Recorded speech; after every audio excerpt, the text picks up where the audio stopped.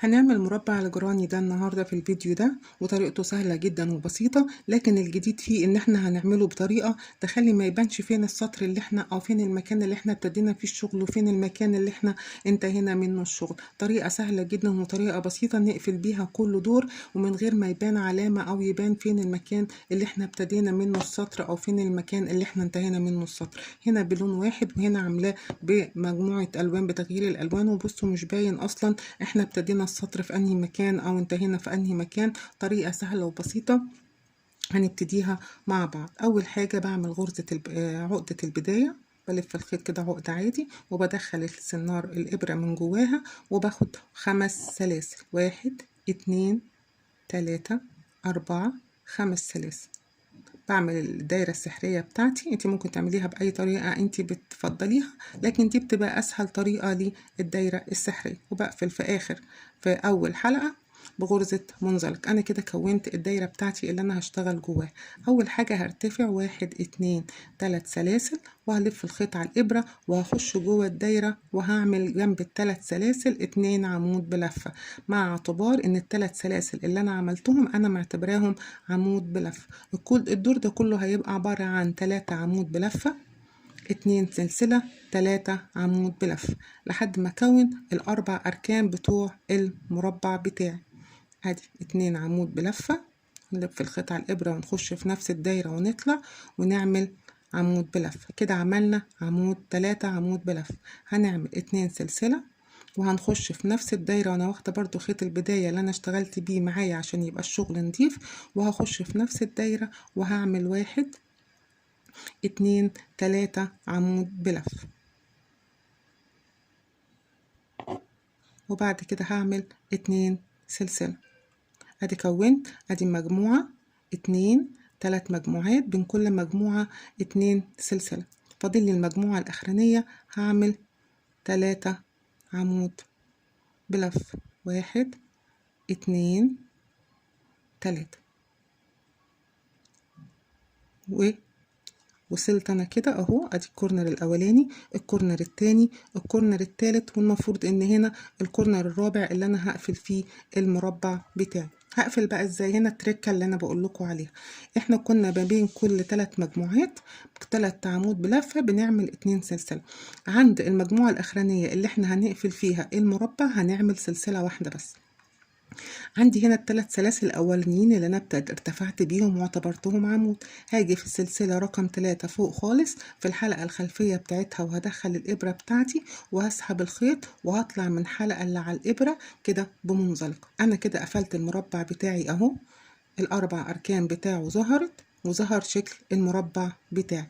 طيب انا هرتفع بقى، انا عملت كده السطر الاولاني، هرتفع بالسطر التاني. وهنا الطريقه اللي هقول لكم عليها، هنرتفع عادي، هنسحب الخيط كده كويس وهنرتفع 3 سلاسل عادي، 1 2 3 سلاسل. تمام. في نفس بقى المربع ده اللي احنا الفراغ ده اللي احنا طلعنا منه اهو بالثلاث سلاسل، هلف الخيط على الابره وهدخل اعمل عمود بلفه واحد، كأني عملت النص بتاع التزايد بتاع المربع ده. انا هيبان اكتر لما نتنقل للمربع التاني. تمام. يبقى انا ارتفعت بالثلاث سلاسل في نفس المكان وعملت جنبيه عمود بلف. هلف الخيط على الابره برضو الثلاث سلاسل اللي انا ارتفعت بيهم هنا اهو، برضو في الحلقه الخلفيه اللي انا طلعت منها بالثلاث سلاسل اهي، بتبقى لورا كده شويه، هخش فيها وهعمل عمود بلف، لان احنا الثلاث سلاسل دول هما العمود الاولاني في الثلاث سلاسل اللي جنب بعض. هلف الخيط على الابره وهخش في العمود التاني من تحت الحلقتين وهسحب الخيط وهطلع من حلقتين ومن حلقتين. هلف الخيط على الابره وهخش في العمود الثالث من تحت الحلقتين وهسحب الخيط وهطلع من حلقتين ومن حلقتين. قابلني اول فراغ هنا اهو، هلف الخيط على الابره، والتزايد بتاعي دايما في كل الفراغات بيبقى 2 عمود بلفه، 2 سلسله، 2 عمود بلفه. ادي 2 عمود بلفه وهعمل 2 سلسله، وفي نفس المكان هلف وهعمل 2 عمود بلف. ده التزايد بتاع المربع ده، كل التزايد بتاعه بيكون في الفراغات الاربع اركان بتاعته، وبنشتغل فوق كل السلاسل كل العمود بلفه عمود بلفه مهما كان بقى عدد العمدان دي، لان هي هتزيد معانا طول كل دور احنا بنرتفع فيه، هيزيد معانا عدد العمدان اللي احنا بنشتغلها. اهو قابلني الفراغ التاني، هلف الخيط على الابره وهخش في الفراغ التاني وهسحب الخيط وهعمل برضو 2 عمود بلف، وبعدين 2 سلسله، وهلف تاني وهخش في نفس المكان وهعمل 2 عمود بلف عشان اعمل التزايد بتاع المربع بتاعي، وده تزايد ثابت. التزايد بتاعنا بيكون في المربعات بس، العمدان بلفة مهما كان عددها هنشتغل فوق كل عمود بلفة عمود بلفة. وانا عاملة على القناة موجود في صندوق الوصف تحت الفيديو مجموعة من الفيديوهات فيها شرح كل الغرز اللي احنا ممكن نستخدمها في الكروشيه، ومنهم غرزة العمود بلفة وشرحها بطريقة بطيئة، وموضحة تطبيقات لكل غرزة فيهم ممكن نستخدمها في ايه وممكن نستخدمها ازاي، ممكن ترجعوا لها. ادي كده وصلت للكورنر رقم 3، 2 عمود بلفة 2 سلسلة، وهلف الخيط على الابرة وهخش جوه نفس الفراغ وهعمل 2 عمود بلف.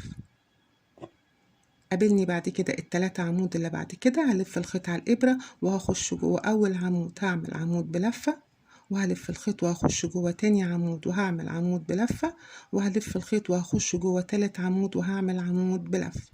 جينا عند الكورنر اللي احنا بنقفل فيه، اهو المربع بتاعنا ادي السطر التاني اشتغلناه. جينا عند الكورنر اللي هنقفل فيه، احنا قلنا في كل الكورنرات بنعمل 2 سلسلة 2 سلسلة، في الكورنر الاخير بس لما نيجي نقفله هنعمل سلسلة واحدة بس، مش هنعمل 2 سلسلة. طيب انا هخش جوه الكورنر هشتغل 2 عمود بلف، ادي 1 2 عمود بلف، بعمل 2 سلسلة، لا في كورنر القفل هعمل سلسلة واحدة بس. هاجي هلاقي 1 2 3 سلاسل الارتفاع، هاجي في السلسلة الخلفية من سلاسل الارتفاع وهدخل بالإبرة بتاعتي وهسحب الخيط وهطلع من الحلقة اللي على الإبرة، يبقى أنا كده قفلت العمود بلفة بتاعي الكورنر بتاعي. تمام، هرتفع 1 2 3، وفي نفس الكورنر هلف الخيط على الإبرة وهدخل هعمل العمود التاني كأني بعمل نص الكورنر، نص التزايد بتاع الكورنر. عندي بعد كده هيقابلني، بصوا عدد العمدان زاد ازاي بقى، 1 2 3 4 5 6 7، هما كانوا 3 لكن احنا بنعمل تزايد 2 عمود في كل دور فبيزود عدد السلاسل. جيت انا هنا جوه ارتفعت 3 سلاسل وفي نفس المكان عملت عمود بلفه، هلف الخيط على الابره وما انساش الغرزه دي مهمه جدا اللي هما ال3 سلاسل الارتفاع، الحلقه الخلفيه بتاعتها بخش فيها تاني لان دي بتعتبر عمود من العمدان ما ينفعش اسيبها، والف الخيط على الابره وارجع تاني اشتغل جوه كل العمدان بتاعتي تحت كل عمود بلفه عمود بلفه، وهكمل الشغل بتاعي بنفس الطريقة جوه كل عمود بلفة عمود بلفة، وباجي في الكورنر بعمل 2 عمود بلفة 2 سلسلة 2 عمود بلفة. لما بنيجي كده نشوف الشغل هنا اهو ما بيعملش السطر اللي بيبين ان المكان اللي احنا قفلنا فيه، يعني احنا لو دققنا كده مش هنقدر نعرف فين السطر اللي احنا ابتدينا فيه ولا اللي احنا انتهينا فيه. طريقة القفل بتاعة المربع هنا ان احنا بنعمل سلسلة واحدة بس في النهاية وبنقفل في السلسلة الثالثة من العمود بتاعنا، بتبين لنا الشغل كده بشكل سلس ونضيف، وبيبان كأن مفيش خالص اي غرز بداية ولا غرز نهاية، بتبقى شكلها كويس جدا. طيب فلنفترض ان انا كده جيت دلوقتي خلاص خلصت السطر بتاعي وعايزة اغير اللون، هغير اللون فين وهغير اللون ازاي؟ انا عندي هنا اهو اشتغلت سطرين وعايزة من السطر اللي جاي اغير اللون اعمل لون جديد، هعمل ايه؟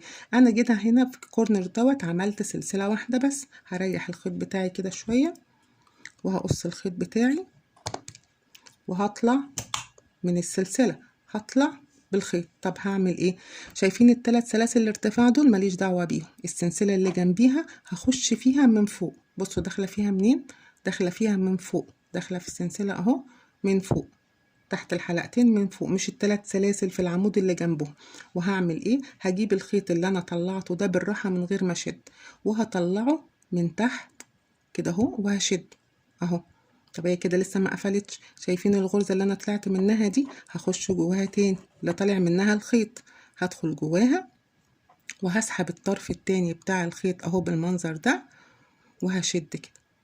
بصوا طريقة القفلة دي، الغرزة باينة كويسة ومش باين خالص طريقة قفل. بصوا شكلها نضيف ازاي، الغرز كلها ماشية جنب بعض، وبنيجي الخيط الزيادة دوت بندريه ورا الشغل بتاعنا ورا. طيب عايزة اشتغل تاني بلون تاني، اكمل السطر الجديد بلون تاني، هعمل ايه؟ هجيب اللون التاني اللي انا عايزة اشتغل بيه، هعمل غرزة بداية كده، وهاجي اخش في اي كورنر يعجبني وهسحب الخيط اهو، وهعمل سلسلة التأمين وهرتفع 3 سلاسل. تمام، هاخد الخيط اللي انا ابتديت بيه ده معايا تحت الشغل كده، هلف الخيط على الابرة وهخش في نفس المكان وهعمل عمود بلف.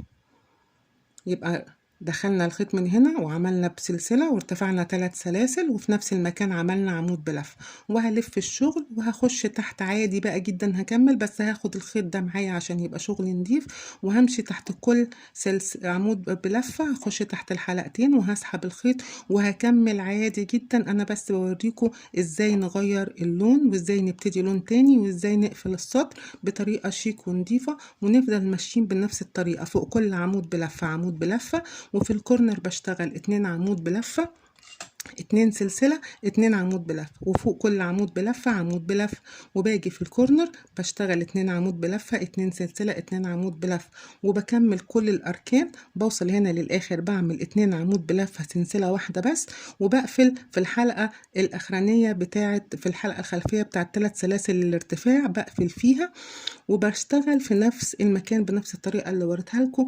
بيطلع الشغل شكله كويس جدا، والفينش بتاعه بيبقى نظيف، وفي تغيير الالوان بيبقى شكله حلو جدا، وبيطلع شغل جميل. يعني احنا كل ما بنشتغل وبنغير الالوان مع بعض، كل ما بنشتغل مثلا هنا اخضر، هنا بينك، هنا اصفر، انت بقى تقدري تغيري زي ما انت عايزه. يعني مثلا هنا ده الساده بنركب معاه ملون، بنركب معاه تاني، بتدي الوحدات دي اشكال حلوه جدا في الشغل. ودي كانت الوحدة بتاعتنا، وحدة سهلة وبسيطة وتنفيذها بسيط جدا وبنستخدمها كتير. جربوا الشغل واشتغلوا واتبسطوا بشغلكم. ولو في اي تعليق لأي حاجة مش واضحة سيبولي في صندوق في التعليقات وانا هرد عليها. وده كان فيديو النهاردة.